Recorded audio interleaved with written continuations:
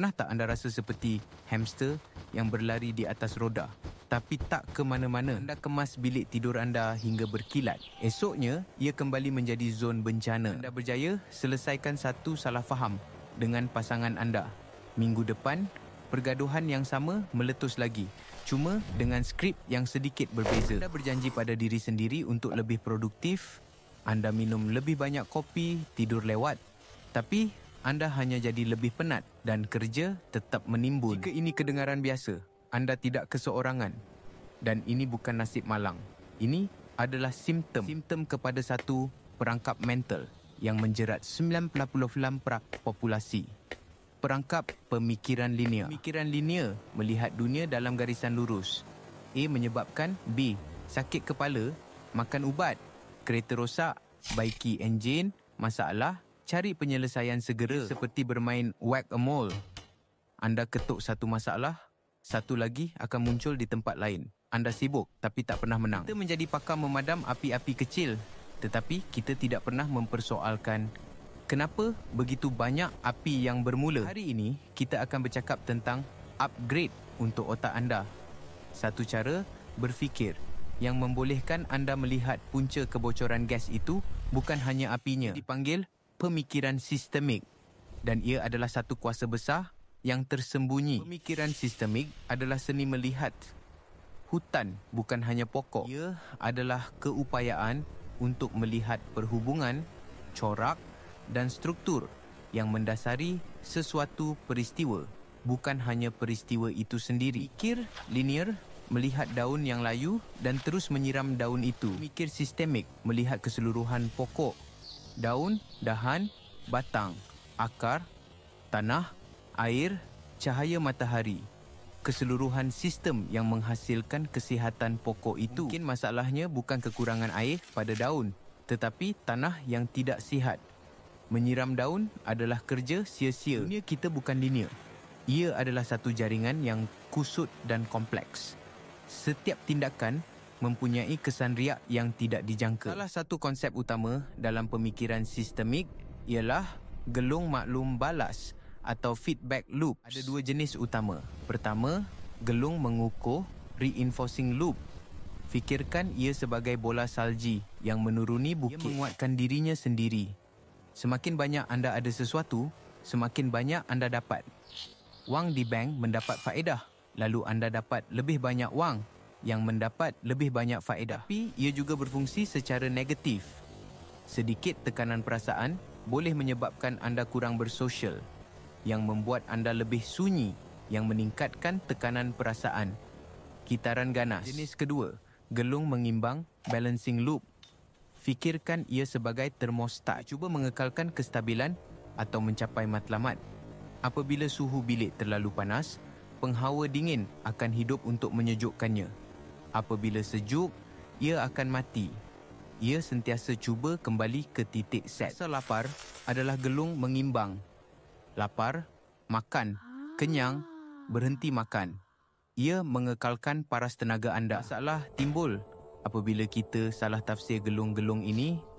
Kita cuba memperbaiki sistem yang sebenarnya sedang cuba mengimbangi dirinya. Cukup dengan teori. Mari kita lihat bagaimana ini berfungsi dalam dunia sebenar dengan masalah-masalah yang menghantui kita tadi. Masalah 61, bilik yang sentiasa bersepah. Pemikiran linear. Saya pemalas. Penyelesaiannya, guna kuasa tekad. Paksa diri untuk kemas selama 2 jam pada hari Ahad. Hasilnya, bilik bersih untuk sehari. Kuasa tekad adalah sumber yang terhad. Menjelang hari Rabu, bilik itu kembali ke keadaan asal. Kitaran ganas bermula lagi. Pemikiran sistemik. Saya pemalas adalah label, bukan diagnosis. Soalan sebenar ialah, apakah sistem yang menghasilkan bilik yang bersepah ini dah mula menyiasat? Baju kotor saya tiada tempat khusus, jadi saya campak ke atas kerusi. Buku-buku saya tiada rak, jadi ia bertimbun di atas meja. Saya tiada rutin untuk mengemas, jadi saya hanya melakukannya apabila keadaan sudah tidak terkawal. Anda sedar masalahnya bukan pada anda tetapi pada sistem atau ketiadaan sistem. Bilik bersepah adalah hasil semula jadi dari sistem yang rosak. Penyelesaian sistemik, reka sistem yang lebih baik. Beri setiap barang rumahnya Sediakan bakul Dobby yang mudah diakses. Wujudkan rutin 5 minit kemas sebelum tidur. Anda tidak lagi bergantung pada kuasa tekad. Anda bergantung pada sistem. Anda menjadikan kebersihan sebagai laluan yang paling mudah, bukan yang paling sukar. Masalah 62. Pergaduhan yang berulang dengan pasangan anda. Pemikiran linear. Siapa yang betul dan siapa yang salah. Fokusnya adalah untuk memenangi hujah kali ini. Kalau awak dengar cakap saya, semua akan okey. Hasilnya, mungkin anda menang malam ini. Tetapi ketegangan kekal. Isu sebenar tidak pernah diselesaikan. Anda hanya menekan butang jeda pada bom jangka. Pemikiran sistemik. Hujah individu ini hanyalah satu peristiwa. Apakah coraknya? Apakah tarian yang anda berdua selalu lakukan? Anda zoom keluar. Anda perasan tarian itu selalunya bermula dengan cara yang sama. Mungkin ia bermula apabila salah seorang memberi komen kritikal yang kecil yang membuatkan yang seorang lagi rasa perlu mempertahankan diri, kemudiannya bertukar menjadi serangan balas dan selalunya berakhir dengan salah seorang atau kedua-duanya menarik diri dan membisu. Ini adalah gelung mengukuh yang negatif.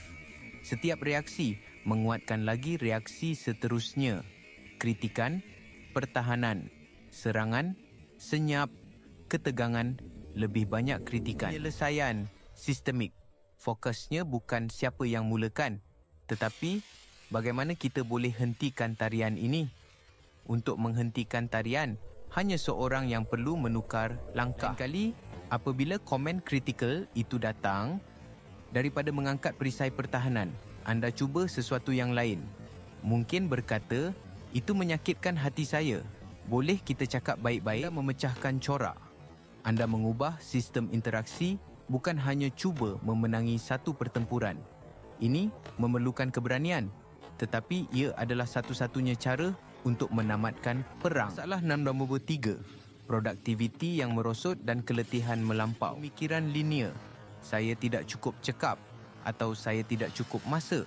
Penyelesaiannya, bekerja lebih keras, tidur kurang, minum lebih kopi, tolak had anda. Hasilnya, jangka pendek mungkin anda dapat siapkan lebih banyak kerja.